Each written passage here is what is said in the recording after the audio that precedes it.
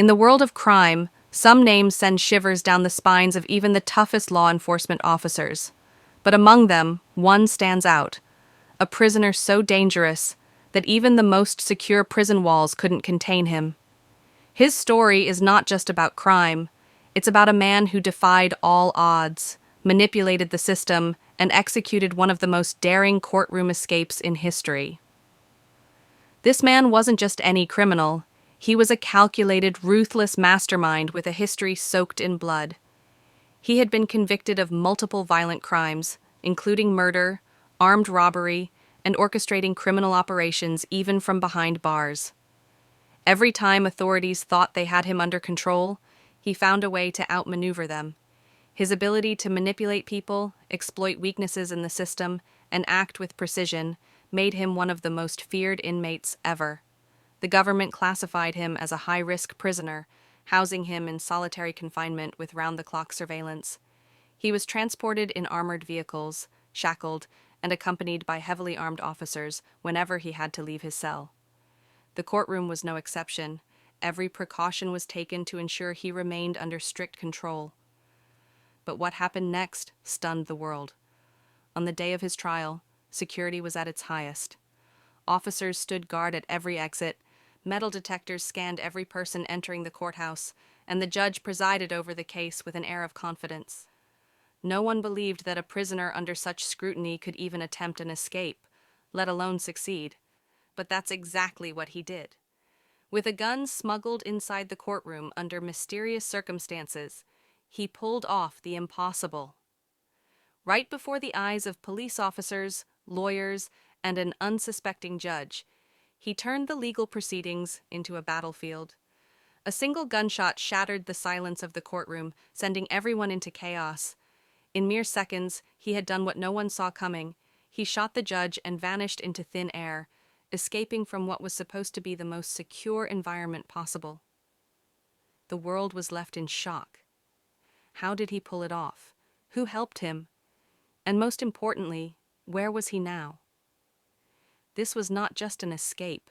It was a declaration of war against the justice system itself, the courtroom showdown. How he managed to get a gun in such tight security. The courtroom was supposed to be the safest place for justice to be served. Every precaution had been taken to prevent any kind of security breach. Armed guards stood at every entrance, metal detectors scanned everyone who entered, and the accused prisoner was shackled in heavy restraints. Yet, despite these extreme measures, he managed to smuggle in a weapon, turning the courtroom into a war zone. So, how did he do it? The answer lies in careful planning, manipulation, and inside help. This was no ordinary escape attempt. It was a meticulously executed operation that required multiple players, split-second timing, and an understanding of the system's vulnerabilities. One theory is that the gun was smuggled in by an insider. Corrupt guards, bribed courtroom officials, or even a trusted visitor could have played a role. Given his influence within the criminal world, it wouldn't have been difficult for him to arrange for someone to sneak in the weapon. A simple distraction at the security checkpoint, a guard looking the other way for just a few seconds, that's all it would take for a gun to slip through undetected. Another possibility is that the weapon was hidden inside the courtroom itself before the trial began. A small, concealed firearm could have been placed under a desk, inside a legal folder, or even inside the prisoner's chair. If someone from his gang had access to the courtroom before the hearing, they could have easily hidden the weapon within arm's reach, allowing him to retrieve it at the perfect moment. Then there's the most daring theory of all. He had the gun on him the entire time. Despite multiple searches, he might have found a way to hide a small, disassembled firearm within his clothing, shoes, or even inside a body cavity. Some criminals go to extreme lengths to smuggle contraband, and if he was determined enough, he could have pulled it off. Whatever the method, one thing was clear. He knew exactly when and how to strike. The moment he got hold of the gun, he wasted no time. In a single, calculated move, he raised the weapon, aimed at the judge, and pulled the trigger. The sound of the gunshot echoed through the courtroom as panic erupted. Officers scrambled to react, but by the time they did, he was already making his move. Fighting his way toward freedom, the daring escape, moment-by-moment breakdown of how he escaped. After shooting the judge. The courtroom was filled with a tense silence as the trial was underway. The judge was about to deliver his verdict when, bang, a gunshot shattered the... Judge was about to deliver his verdict when, bang, a gunshot shattered the calm, sending shockwaves through the room. The judge collapsed, blood spreading across his robe. For a split second, everyone was frozen in disbelief. That split second was all the prisoner needed. With his gun still smoking, he leaped into action. His first move was to create as much chaos as possible. He knocked over tables, sending papers flying, and grabbed a bailiff as a human shield. Officers reached for their weapons, but with civilians in the way, they hesitated to shoot. The courtroom erupted into panic. Lawyers ducked under desks, jurors screamed, and some even tried to run for the exits. Using the confusion to his advantage, he fired 2 more shots into the ceiling, further terrifying everyone. Then, he turned and sprinted toward the nearest exit. The guards stationed at the door rushed to stop him, but he was ready. With precise aim, he shot one in the leg, causing him to collapse. The other guard hesitated just long enough for the prisoner to slam into him, knocking him off balance. In a flash, he grabbed the fallen officer's keycard and bolted through the doors. Now in the courthouse hallways, alarms blared and security teams mobilized. He knew he had seconds before they locked down the entire building. Sprinting down the corridor, he headed straight for a stairwell. At the bottom, 2 more officers blocked his path, guns drawn. He didn't stop.